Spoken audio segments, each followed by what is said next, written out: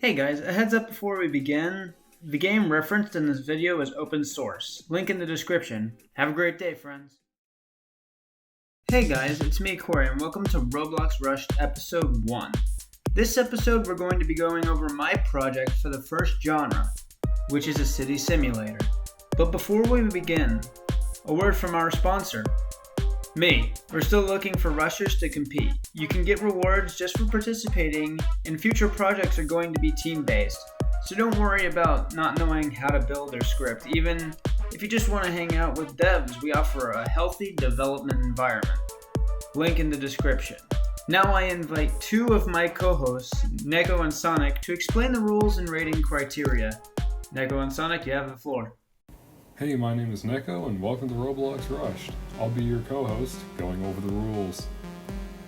Use of the toolbox, with the exception of Roblox-created assets, is prohibited. You may use any program that makes development easier or more in-depth, such as Blender. However, remember that you only have so much time to work on these. Endorsed Rushed projects will be watched over by staff or via YouTube. APIs are allowed. Roblox Rush is a measure of one's ability to develop games, not memorize dictionaries. Questions are fair. If you do not know how to do something, feel free to ask one of your opponents or staff. Our priority at Roblox Rush is learning. Any and all allowed plugins are listed on our Discord server. And now my friend Sonic will take over and explain the grading systems. Thanks, Neko. So the grading system will be graded on these categories: developer's perspective, player's perspective, creativity, functionality, and punctuality. I will now explain each category and the total points. Developer's perspective: how a developer not included in the development of the game views the game on a development level.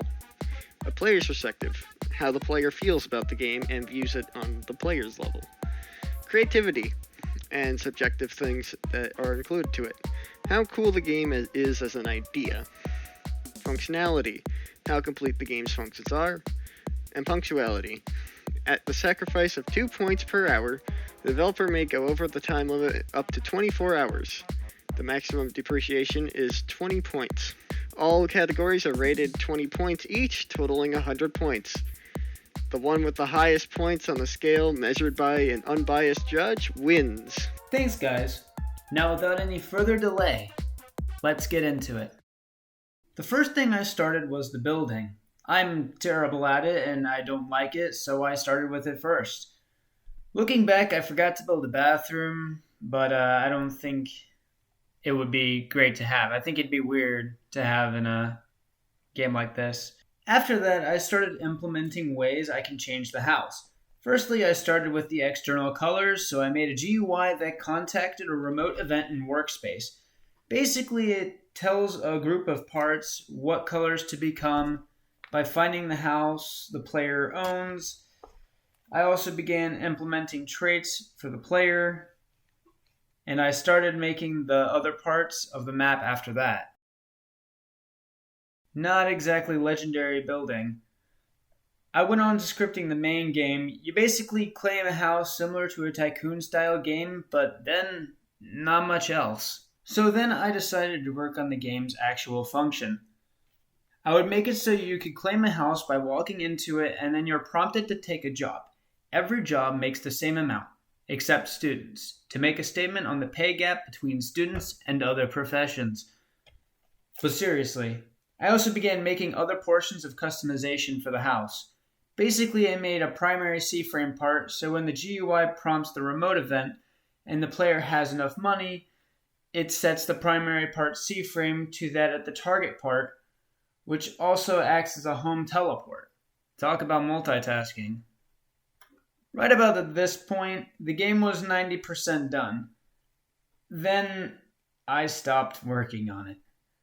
It was about at the 15-hour mark, and for about an hour I was thinking of ways to do things for the game, but I couldn't do anything. I couldn't find anything to do. I was completely done with the game, mentally and sentimentally, so I called it finished at the 16-hour mark. Personally, from a developer's perspective, from my own perspective, I think I did a pretty good job in 16 hours.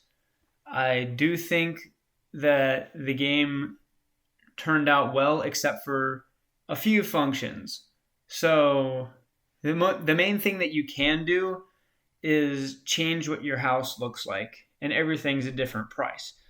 There is not a function for the jobs. Like, there's nothing that you can do job wise except the different teleports. At that point, you might as well pick whatever job you want. Hey friends, I hope you enjoyed the video. Let me know if you like content like this or you prefer my other stuff or whatever. I am for sure going to air 10 of these episodes. They'll eventually progressively get better as I go on. There will be more people involved. I'll see what I can do about getting some other things started as well. We're a little bit ahead of schedule right now, which is always good.